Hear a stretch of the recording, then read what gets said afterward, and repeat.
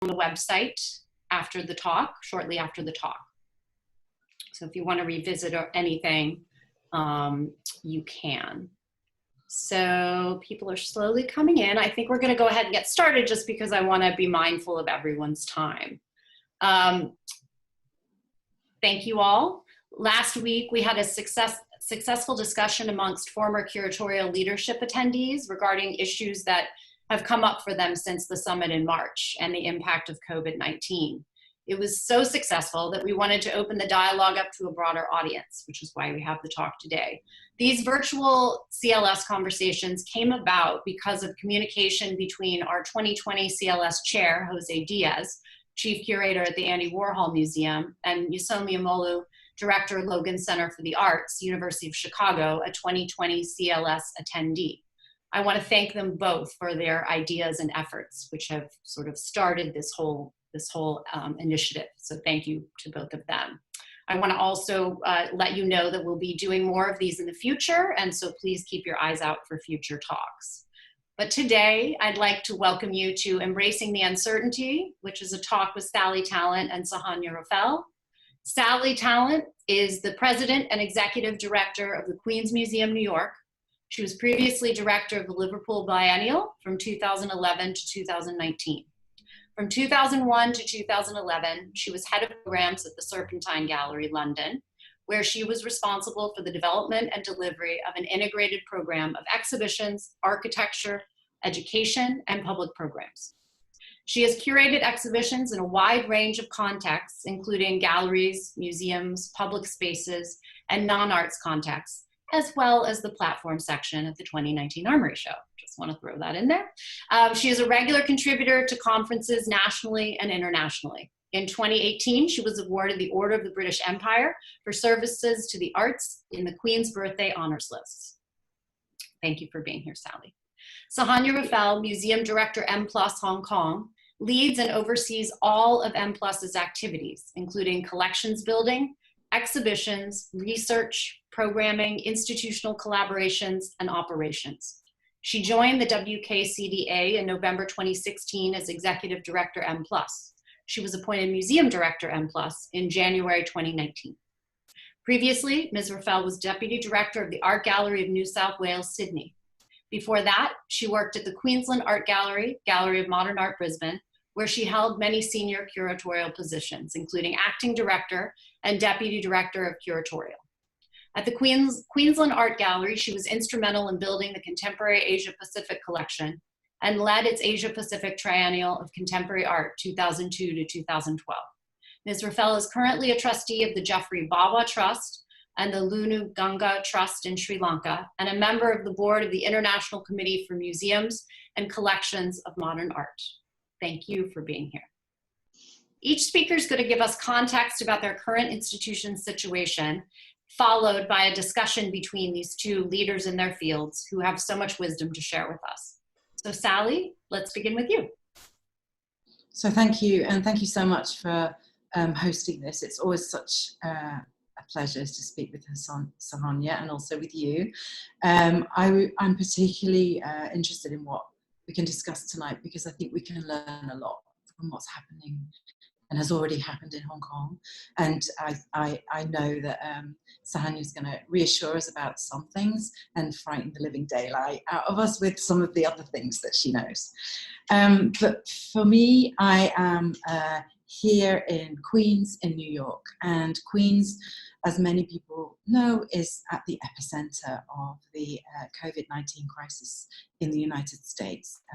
And Queens, for those of you who don't know it, is home to 2.3 million people. It's the most diverse borough in New York and the United States. Over 160 languages are spoken in the borough. And our communities include many of our essential and frontline workers.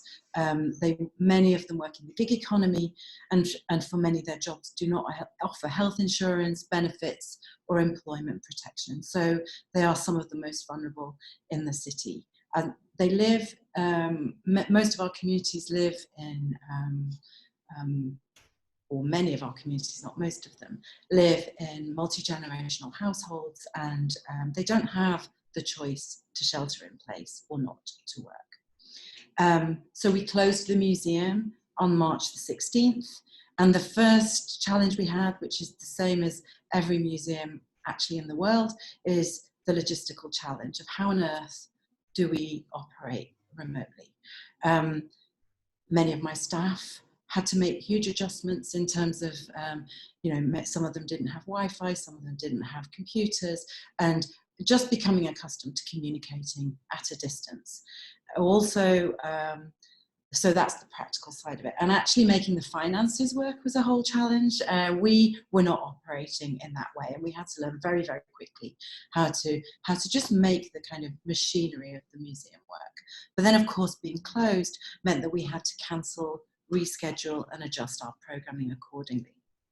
And it was immediately clear that we needed to find new ways to work with and support our community. So we did a very quick pivot, which is what you hear everyone talking about these days, to begin to deliver education programs, digital programs, and work that could keep us connected very closely with our communities. And actually, some of the coalitions that we've built at this time are really amazing, and I hope they're coalitions that will take us into the future. So we have a hyper-local coalition in Queens where we're working together with our immediate neighbours, communities, activists and educators to think about how Queen's Museum can play its role in that community and what we might offer them.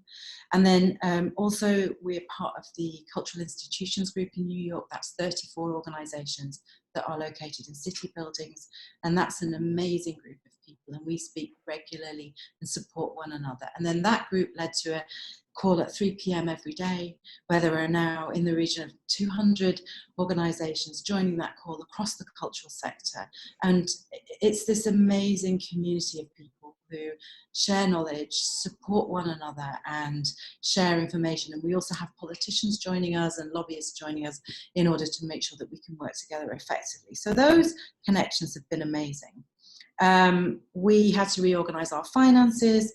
We had to cancel our gala, which was very disappointing as it's a huge percentage of our income annually. And so we launched a resilience fund. We are about 70% towards target on that. And we've been applying frantically for all of the available funding that has come online through the CARES Act. We were lucky and we were able to get a payroll protection plan, and that's enabled me to bring some of the staff that were furloughed back into employment, and also makes us feel that we can sustain our work, certainly to the end of the fiscal year, which is June 30th. We're now scenario planning for FY21, which begins on July the 1st. And I would say that what originally looked like my worst case scenario is beginning to look like my best case scenario. And I think in terms of the future, we are having to completely rethink what we do, how we do it, and how we interact with our publics. So just want to finish, before we hear from Suhanya about Hong Kong, because I'm not sure on time, how much time I have here, but I wanted to just go through what we've learned. So we found that we can work really well as a team remotely.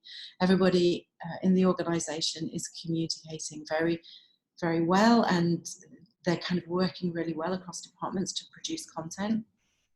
We've become much more adept than we thought we were at producing digital content for our communities and our audiences.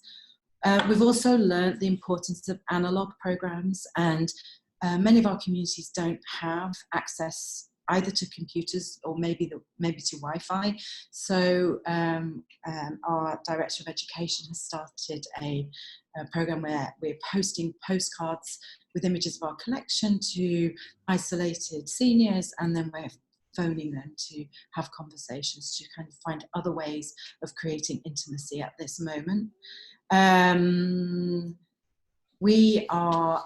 This is very exciting. We're producing resources in multiple languages, which, we haven't done to the extent we're doing it now, but that's very exciting for us. And we've formed such strong coalition with our neighbours. I know that's going to make us stronger into the future. So finally, I think our collection is going to become very important at this time. It always has been, but thinking about how we activate it now for our audiences is critical.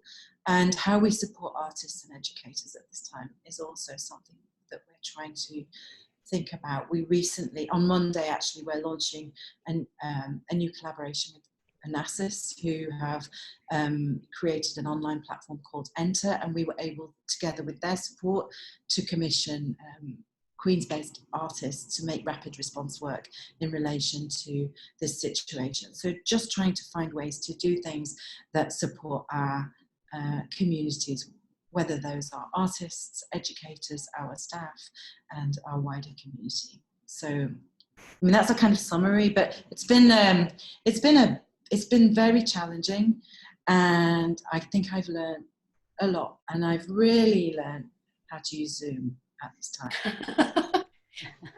Perfect for this discussion.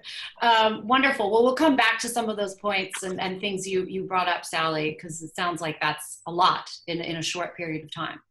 Suhanya, do you want to tell us a bit where you guys are in this process and some of the things that you've had to put in place? Absolutely.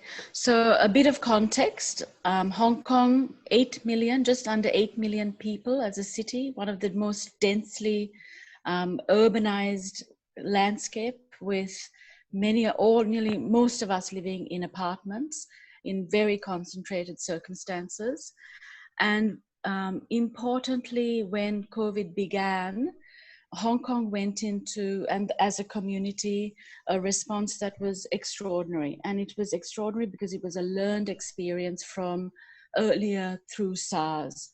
So without even having the government telling us what we should do, people began immediately to think about how to work as a community to help stop or keep at bay the virus. So my staff in early January, by mid-January, we all already began to wear masks at work, and we were still open to the public. The museum is a museum under construction, a very large one, while at the same time we have a pavilion in our park. So the museum is growing while we have a very active pavilion showing our collections, doing public programming, publishing, working with learning groups, schools, the whole thing.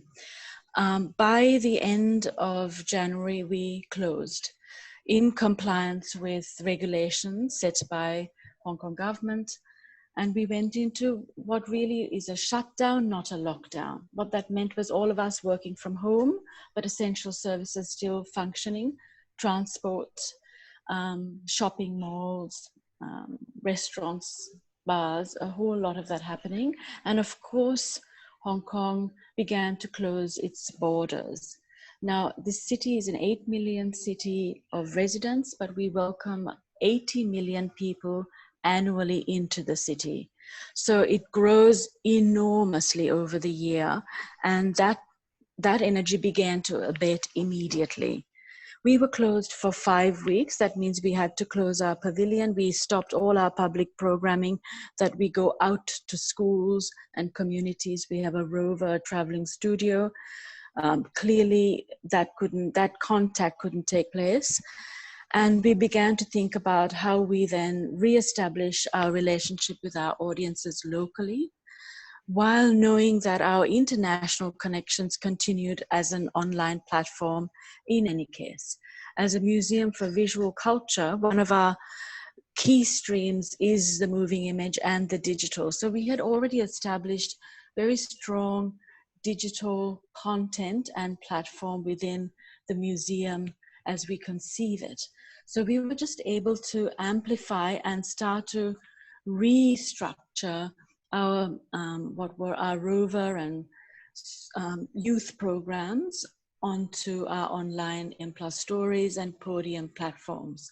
And we did virtual tour of our SIG prize exhibition, which is on at the pavilion. So that was the first closure. Then we reopened in early March to the public. But within 3 weeks, we had to close again because of a second wave of infection. So this again was a major learning experience, because we had thought that we were, once you reopen, you're open and it's ready to go. But our experience is that this virus comes in waves, and to reopen means to be prepared to respond again to the next wave. What we initiated then when we reopened was a very important set of procedures to be able to manage social distancing while at the same time welcoming audiences. It's these very challenging times, and everybody, as I said, the community understood the need to take individual responsibility for community health. So everybody wears a mask. And when we opened the pavilion, all our audiences are required to wear a mask, and we hand sanitize. We also clean the public spaces regularly, especially metal surfaces. So a regime of cleaning was put in place as well. And within the staff, you know, our working arrangements, we continued to have very flexible working hours, working from home, but also broke up into teams so that not everybody was in the work environment at the same time. Clearly, frontline staff have to be there to welcome visitors. What we did do was we stopped all of our big tours, because that's about gathering people together. We broke that down into much smaller groups, and we initiated all kinds of other ways of touring people through the exhibition. But after 3 weeks with that second wave, we had to close. And last week we reopened again. So this is now on our third wave, if you like. I should add that Hong Kong has been incredible. The city, you know, it's a very dense city, as I said, right on the border to mainland China, with Wuhan not so far away. And we've been able to contain the virus to just over 1,000 people being infected, and nearly all of them got well, except that we lost 4 people. So that's been our statistical bottom line, which has given the city a level of confidence about how we respond to each other and the situation, while at the same time now thinking about how we expand what reopening means. Clearly, it's a balance between the economics and the crisis around health, but at the same time, as a species, as human beings, we are social. We need that contact. We need to be responding to each other, relating to each other.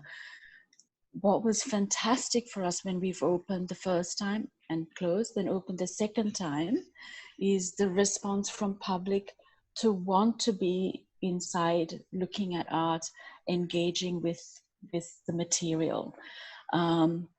It's very affirmative that museum spaces are valued in the community, and that this place of gathering to reflect on things that are, of course, about what it means to be alive in the world, but in much more creative, abstract ways. You know, what museums offer are objects and collections and exhibitions that take you on journeys that allow you to think about your lived reality in different ways, that also include reflecting on really testing times, very challenging times. I mean, I've never lived it through anything like this. And of course, in the Hong Kong environment, COVID came on the back of huge social protest and unrest. And that issue continues to be a very real situation here. And those tensions about what it means to live in the world today, political, social, health, relational. And one thinks very carefully and seriously about what this means, because COVID has also put up borders, you know, and as museum workers, we are very interested in and curious about each other. about our cultural histories, our histories of connection and exchange. And our institutions tell those stories in the most creative, extraordinary ways.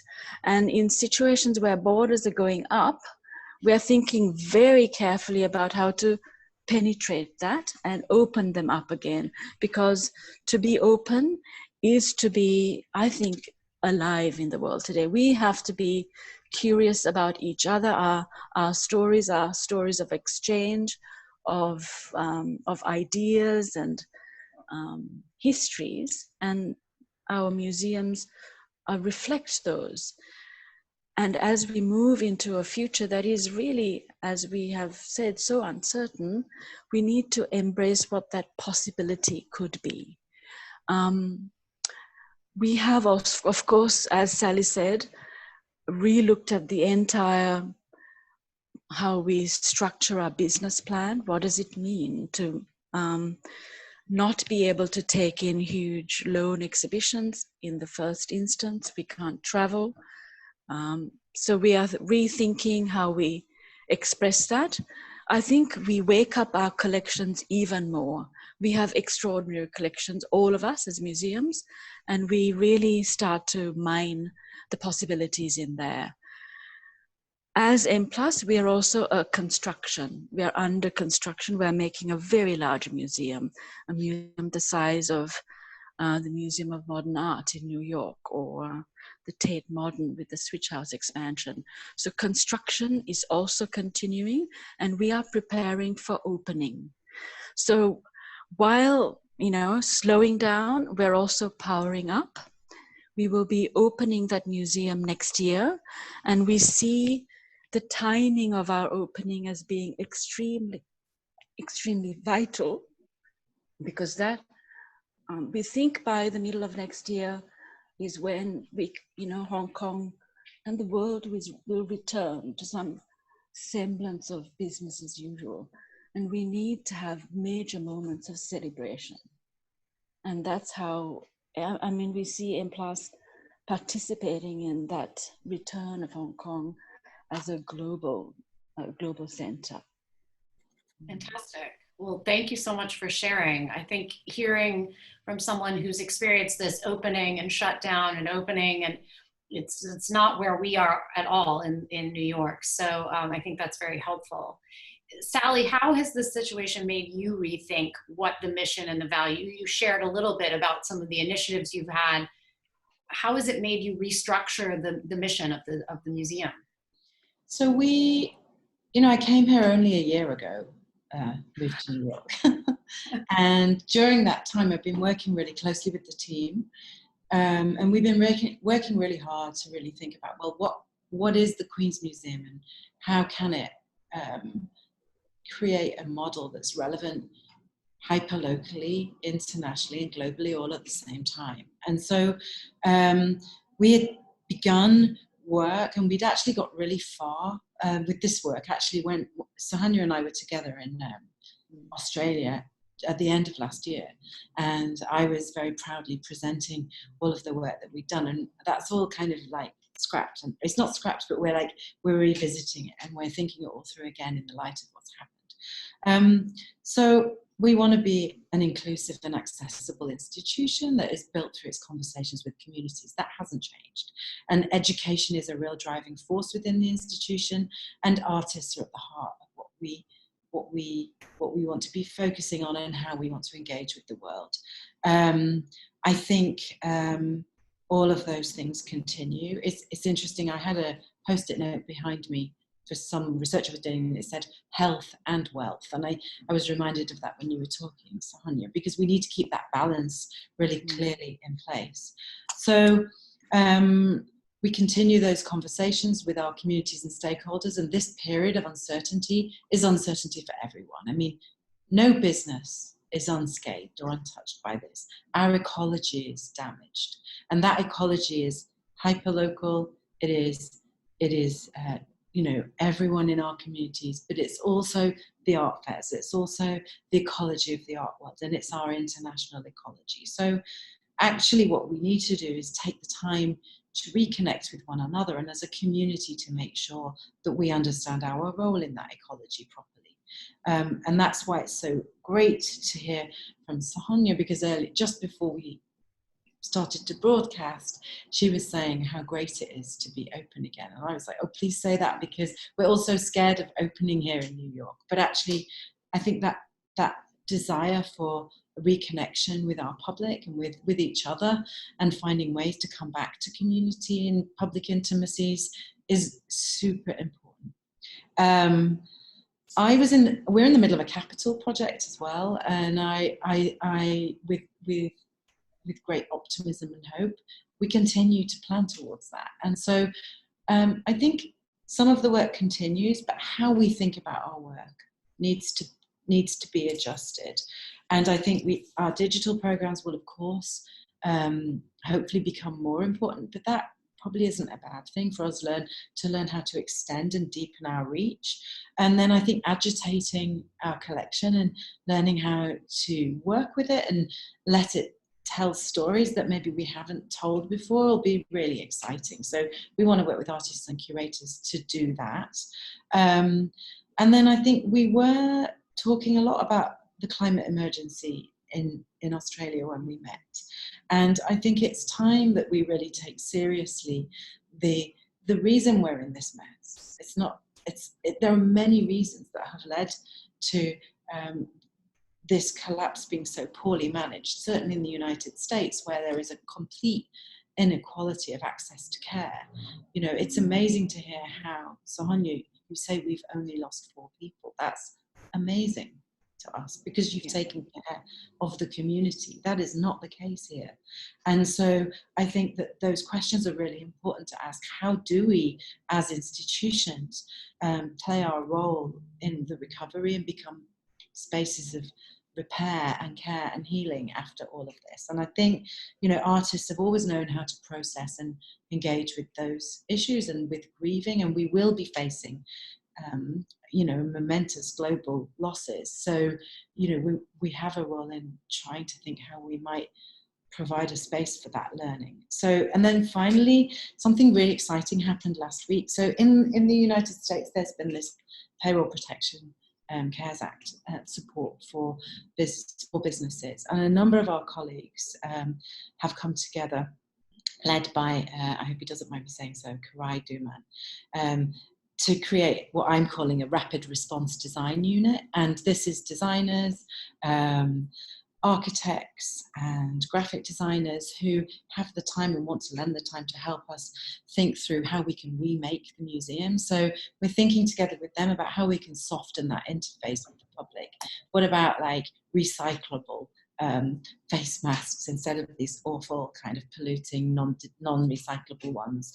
And how can we work together with local makers to think about the signage in the museum, or how we might provide seating in the museum? So all of these things are actually really amazing, and I'm really grateful to the community of people that are coming around us to help us reimagine and actually just rebuild the museum. So I think, to answer your question more concisely, I don't think our mission changes, but how we think about how we make exhibitions, what it means to make an exhibition, what the curatorial might be in this context, and what the role of the museum is in the wider ecology, not only of the city, but also in the cultural ecology, is something we have to pay careful attention to and relearn together.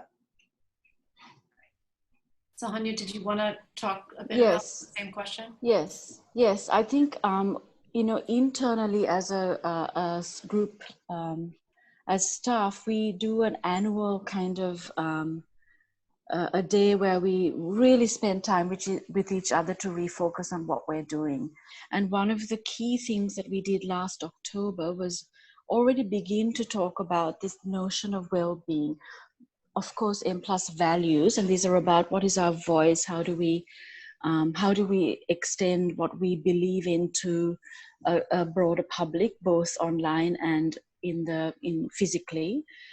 But this notion of well-being, and I think that word we're going to revisit with the team again, because well-being is many, many things, including health, sustainability, the fact that, this slowing down has meant Hong Kong, the air quality has improved incredibly. And this has meant we've heard birds and we've seen dolphins in Victoria Harbour. It's been that natural world has represented itself, and or we've become more alert to noticing them. And because M+ is in a park, and in this time where we have the time to spend with families and each other, the park and the wilderness around Hong Kong, and Hong Kong has an incredible hiking and natural beauty, that relationship has become very important. And we've seen how people use the park in terms of their well-being. And then how the artistic community here have responded, incredible creativity. As Sally said, with masks, there are amazing masks being made by artists, and and reusable, recyclable ones, because we are so aware of what pollution means. And so that is also underway, and government is also making available recycled masks to everybody for free, that you can use for up to 60 times. You can wash it, so that we are starting to really pay attention to what is really going to be our new norm, and thinking about what that new norm is going to be in a lived way across the city, across all parts of the city, not just in the cultural space. Everyone wears them. There's no question that everyone wears them. And we know that is stopping, even if there's evidence to say maybe it's not going to stop you getting COVID, it certainly gives you a more alertness about what your hands touch, your mouth and your nose. It gives you that level of protection. We are really thinking about how we reopen again after this current exhibition closes in the natural cycle of reopening. Our next exhibition is the return exhibition of Shirley Tse, who we presented at the Venice Biennale, Hong Kong artist now living in LA. But it's very clear now for when we're installing over June that she's not going to be able to come to Hong Kong. And as Sally said, artists are at the core of what we do. And when we install our Hong Kong pavilion in Hong Kong, in Venice, we always take interns. We take a group of interns and train Hong Kong interns. And we had 10 interns working with Shirley over at Venice. So we are now going to bring them back into the installation of Shirley's work in Hong Kong. And Shirley will zoom in from LA and guide us through that process. So how we work with artists on the floor is also changing. And we are being really responsive to what that process is going to look like. Shirley has also made new work, and none of us know how to install that. So we are looking at the exhibition of this work as process-driven. We'll begin this way, and if she's able to come in September, we will then relook at the whole exhibition and prepare it like that. But in the meantime, we're going to record and make live this installation process as perhaps one way of sharing how to do it in a situation where travel is not possible, but connection is vital. So we're rethinking everything, and we're trialing it. I do all of my all-staff meetings on Zoom. We had 200 odd people join in the first meeting, and everybody said, do you think that's going to be possible? Well, let's try.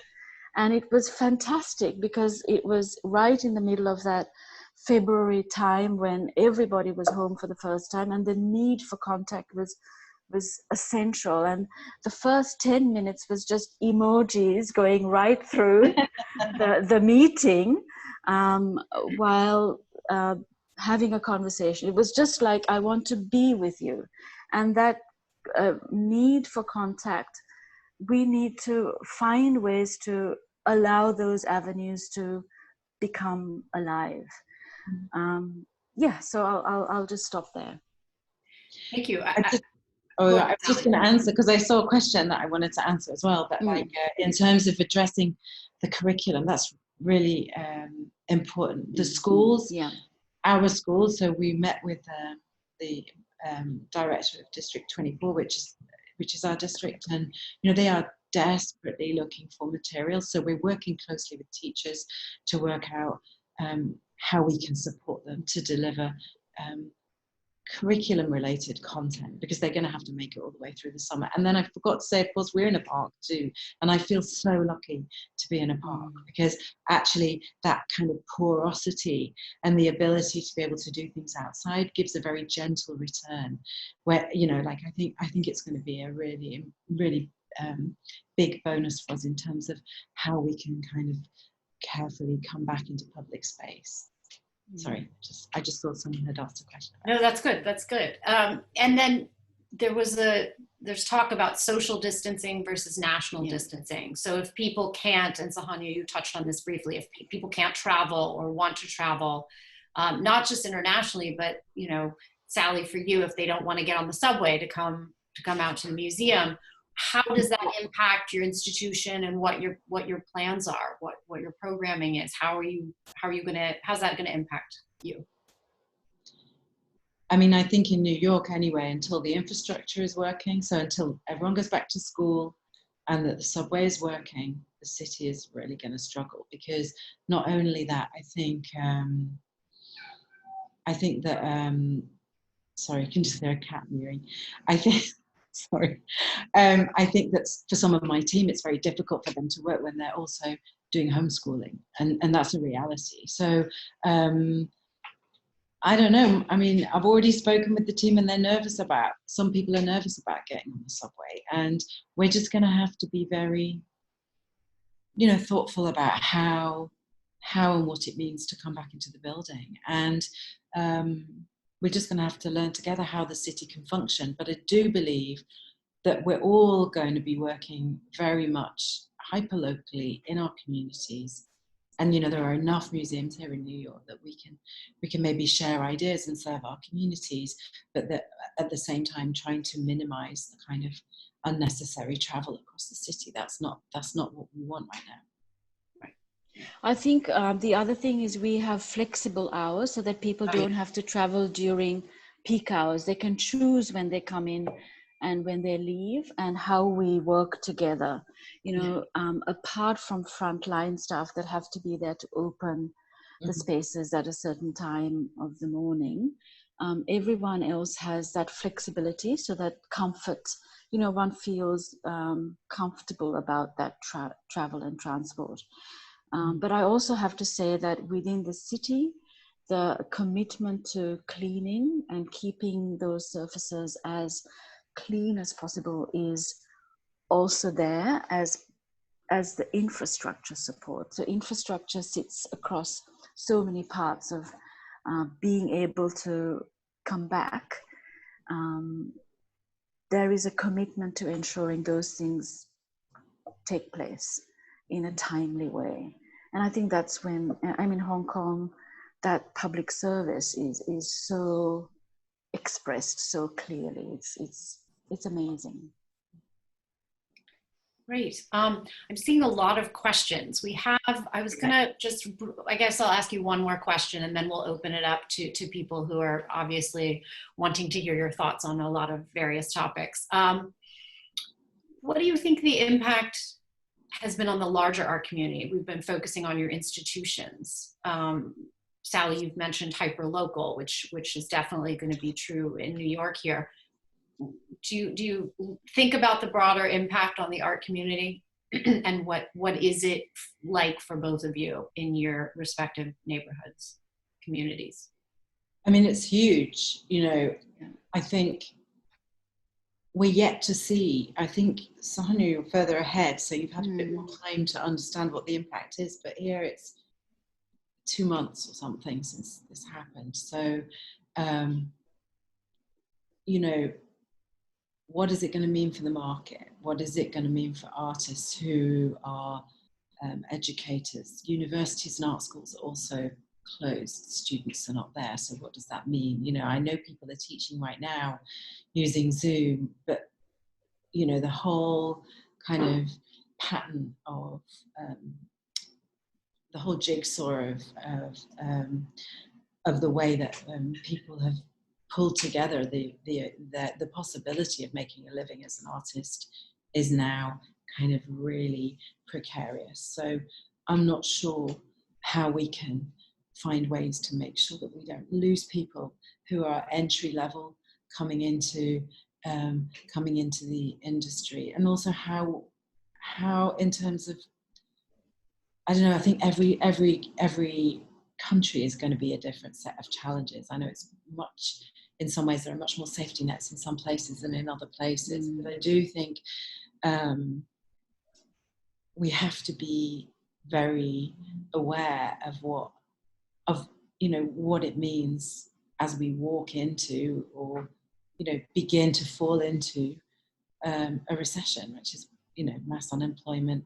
You know, that's going to hit every aspect of everything we do. So for us, I think we have to try to find a way to maintain our values and our work, and do as much as we can to support the communities around us, including artists and curators, and maintain our international conversations. So, you know, like staying in touch with one another and making sure that if people can't travel, then at least they can stay connected, and we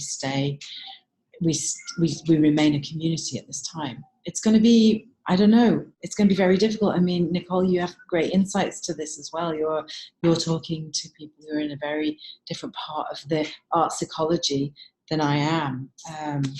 But I think I'm worried about, so many seniors are dying right now because of the lack of care. And I'm worried also about, young people who are just beginning their education and who maybe aren't going to have the opportunities they thought. So we have to really rethink how we provide space for and can sustain those communities in the places where we are. And I think, the fact that it is so much bigger than the art world, exactly those things. And Sally, you're seeing it more than anyone else in New York, just based in Queens. And that puts things into perspective, and goes back to, Suhanya, what you were saying about art being so important for us in this time, and a connector. So to be separated from that physicality of being together and celebrating art and seeing art in person, and to hear you say with glee that you're open, that's what Sally and I are craving, because we're missing that. We're missing, or at least I am, being around art and going to see art and being introduced to all of that. So, but I think the larger things that are happening globally, that it's not just something that, it's not like Hurricane Sandy where it just happened here and it impacts us. Everyone is impacted in such a significant way that it really makes you have to reevaluate a lot. But it is true, somebody said here, that communities of colour are disproportionately impacted on every level here. Not just, and it precedes this situation. We understand that it's like systemic and long. There have been many reasons why people are falling ill, and I think that it's like working class communities where there are no possibilities of access to care, undocumented people. These are the people who are going to be lost to this situation if we don't take care. Right. Well, I do want to we're having an election here. I do want to make sure that we have time for questions, and there are a lot of questions. So I'm going to get to some of these. General crowd control post-COVID. Will you entertain timed entry for visitors? Suhanya spoke about flexible hours. How else can we support visitors and keep them safe as we reopen? Suhanya, you should answer that. Definitely. We control the numbers of people coming in per space so that it's social distancing measures are necessary. That said, people are very patient and they're very happy to queue and to wait. And that's been our experience. And that's been a very positive experience to see it's humbling actually that they're willing and wanting that contact. And everybody then is more responsive. So people take time, but also make sure that they're aware that there are others wanting to come through, so they will move on to be able to share that with as many people as possible. And that's important to see. But yes, we have to contain. We've re-looked at how we manage numbers. I think we probably have to bring that down by half, because it's just a fact that we won't be able to welcome as many people as we would have once. And we communicate that. So it's, yeah, that's for sure. And then another question is, how important is digital content going to be in future programming? So you both mentioned that digital, you've probably been using it in some form previously, as you both alluded to, but that it's become more important, especially when the museums are closed. So yeah. how? So I can answer how we've just recently done. You know, we had thought that May we would be all open and it would be right, and we'd built this wonderful coalition of Hong Kong, the Hong Kong art scene under the banner of Hong Kong, Art Power Hong Kong, where we all thought, from the commercial galleries, museums, auction houses, all of us came together as a coalition thinking May would be the month that we would reopen. Mm-hmm. But it became very clear now that we're in May that we couldn't reopen with the same gusto that we thought we would be able to. And we were going to lead with the announcement of the SIG Prize winner. And in the end, we couldn't make an event out of that. We had to do the whole announcement as an online event. So this is the first time we've done anything like this, and it was incredibly successful. The reach then became, you know, when you do an event, it is local in the sense that you are inviting people who are here to come. By doing it online, it just became totally global, and it went right across the time zones. And that was we only did that on Wednesday. I was going to say that was very recent. Samson Young, yeah. Correct? That's right. That's right. Yeah. Yes. I saw it. Normally, yes. I probably wouldn't have been able to. Yeah, it came right up. That's great. Yeah. That's interesting, isn't it? Because on the one hand, I think we will all be able to understand what we can, where we can extend our reach digitally. But on the other hand, there will be a necessary intimacy that we have to also focus on, the encounter with things and people. You know, we've got to maintain that somehow. We need that. So I think the two things will happen in parallel, and that's great. I think we, you know, like even things like my board meeting, I'm sure, I hope they're not watching now, but I'm sure that they will never agree to come to a board meeting again, because they can just zoom in and it can be super efficient. And yeah, my selection committee, same thing. But I think that's quite interesting. There are some things where we know it can work really well, but then I really believe that, as you described, Suhanya, people do need the physical experience of encountering things, you know, and being in a space with one another, whatever that might come to mean for us all. Absolutely. There's another question. Do you feel a responsibility to address the pandemic within already established and upcoming exhibitions if issues, themes permit the space for that? So if the pandemic, I mean, that could go a lot of ways. If there's already... Well, I mean, yes. So let me just say, Samson Young's work, which is called Muted Situations. And you know, we put that exhibition together in the middle of last year, and the selection of Samson's work was made last year. But really, when you look at that work now, it's an amazing work that speaks to what we are all facing. And I'll just describe what Samson's work is for those who don't know. He comes out of composition and music and performance. He worked with the Cologne Orchestra, and this is the 22nd in a series of work. And he gets the entire orchestra to mute. You can't hear the music. He's worked with each of the musicians so that you can't actually hear the music, but they're playing the whole of Tchaikovsky's Fifth Symphony. So then what do you hear? You hear breathing, you hear movement of bodies, you hear the rhythm of the structure of the music. But it was an incredible kind of metaphor for our world, which is now muted. And then what do you hear? What becomes resonant? And, it's unexpected, but maybe absolutely perfect for right now, that this work speaks to everyone. And it's fascinating to watch, but at the same time, it's a palimpsest of experience. Nice. Yeah, amazing. Yeah. We've had a lot of questions about fundraising. So how will you fundraise with the loss of galas and other events that bring crowds and money into institutions? It's a big question. Any ideas would be really welcome right now if people would like to contribute their thinking. We're going to have to, we've already forecast a smaller budget for next year. Trusts and foundations have been amazing, and they've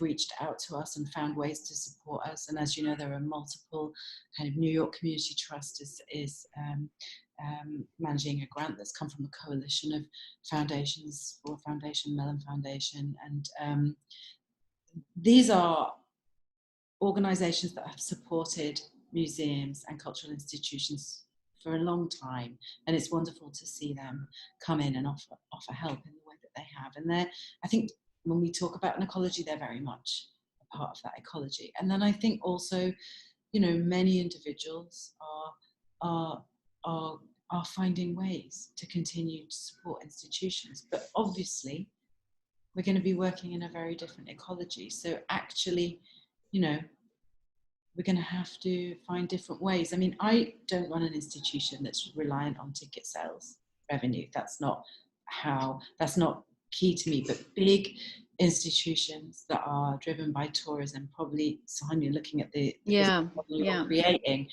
that's going to be a big impact, I think.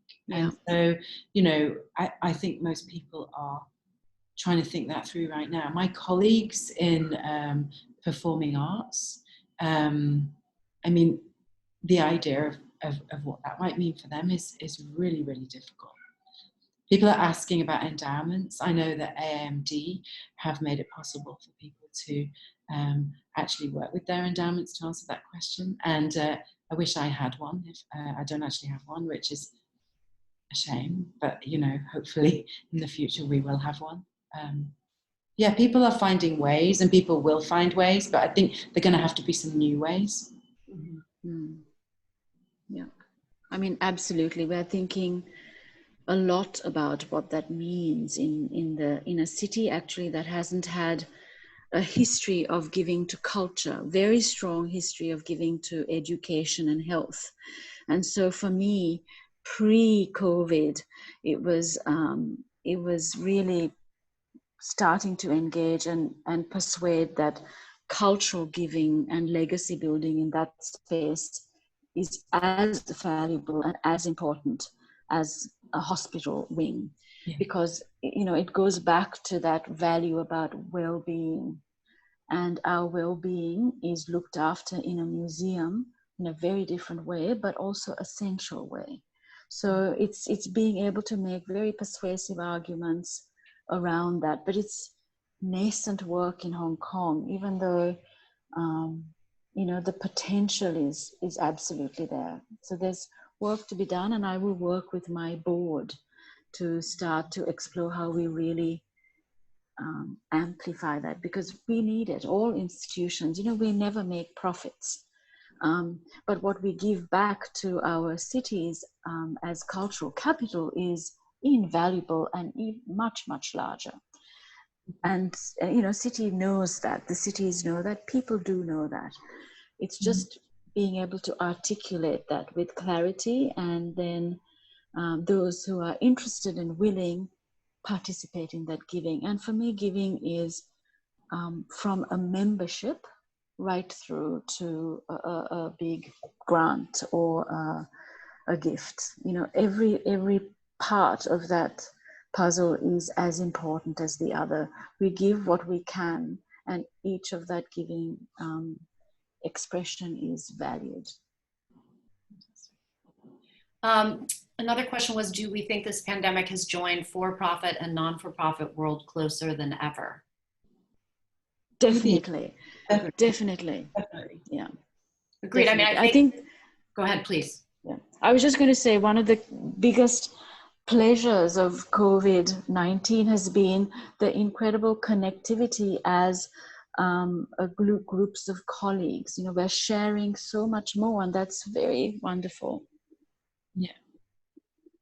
Yeah, I think I've had more conversations, deep, interesting conversations in the last 2 months than, than as much as we travel the world. We travel the world, we go to biennials, we go to fairs, but having this time to really dig deep, because we're all trying to figure out how to move forward in the best way possible so that the artists don't get lost, the art doesn't get lost, the institutions don't get lost. And that brings us to another we'll take this with the last question we'll all touch. It said, could all three of you speculate a bit about the future of curatorial employment, income opportunities, if institutions are going to have to cut staff? Has anything emerged for us about what is next for independent curators? I mean, I would say personally, we have worked with independent curators at the fair. So you don't have to be affiliated with an institution to get involved in curating sections of art fairs, or certainly gallery shows. Also, I know I've seen independent curators work on that type of opportunity. I mean, we work with independent curators on exhibitions, but you know, I honestly don't know what the next year looks like.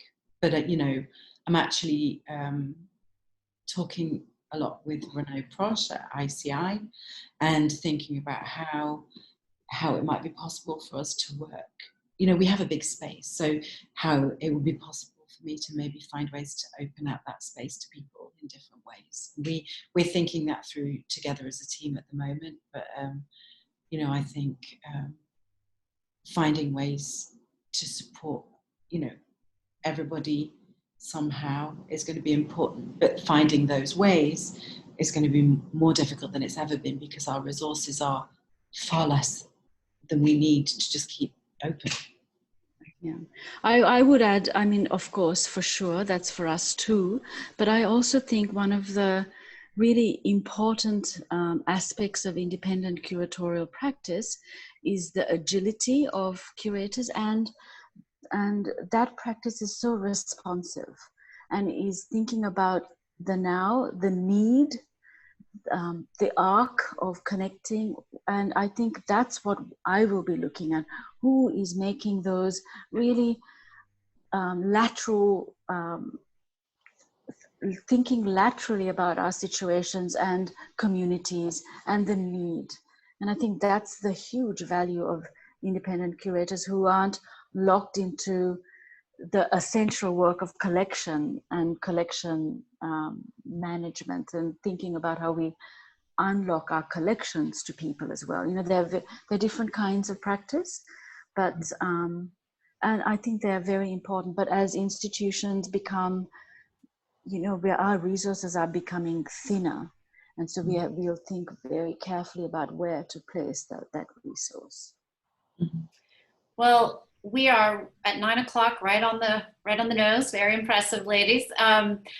I want to thank our generous guests for their time, and to all of you for joining us.